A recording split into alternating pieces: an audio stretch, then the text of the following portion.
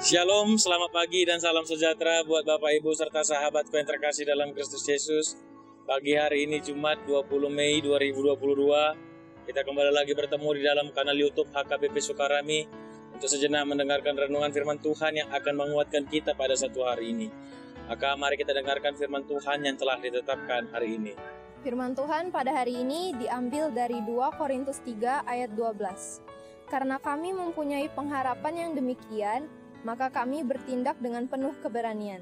Bahasa Bataknya, marhiras niroha situtu dohami, atau mangasahon pangkirimon nasaibaga. Demikian firman Tuhan. Bapak Ibu serta sahabatku yang terkasih dalam Kristus Yesus, kita telah mendengar pernyataan Paulus yang begitu menggelegar dan menggugah kita.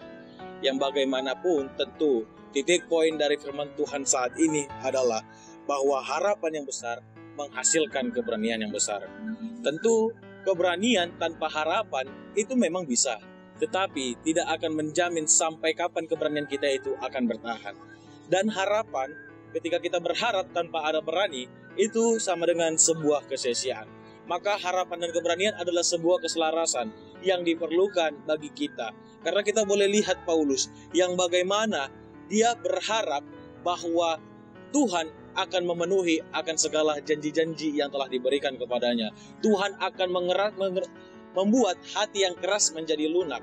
Tuhan akan membuat orang berbalik dan percaya kepadanya. Maka ketika dia berharap seperti itu, dia yakin bahwa Tuhan akan senantiasa memenuhi janji-janjinya. Inilah yang membuat dia berani. Dia tidak malu memberitakan firman Tuhan. Dia tidak malu mengungkapkan faktanya. Dia tidak malu untuk berkata-kata kasar. Emang kalau tentang itu harus menyampaikan pendapat. Dan itulah keberanian dia yang mau disampaikan. Dan itulah keberanian dia yang dia utarakan. Maka titik firman Tuhan pagi hari ini sangat benar-benar menonjolkan dan menggugah kita Bapak Ibu serta sahabatku. Ketika kita lihat bahwa harapan yang besar melahirkan keberanian yang besar, maka ini juga yang harus kita buat. Tentu dari setiap orang mempunyai harapan, mempunyai keyakinan, dan mempunyai suatu rencana yang benar-benar telah diinginkan di dalam hidupnya. Tetapi bagaimanapun, ketika kita hanya berharap tanpa berani bertindak, itu hanyalah sebuah mimpi yang tak akan terwujud. Maka ketika kita berharap, kita telah menyampaikannya kepada Tuhan, usaha kita lah yang akan dilihat Tuhan. Karena itulah senantiasa berdoa. Karena berdoa juga bukan hanya Tuhan mendengar perkataan kita saja, tetapi Tuhan melihat bagaimana kita hidup. Dan itu juga lah ketika kita berharap, Tuhan juga melihat sampai mana keberanian kita.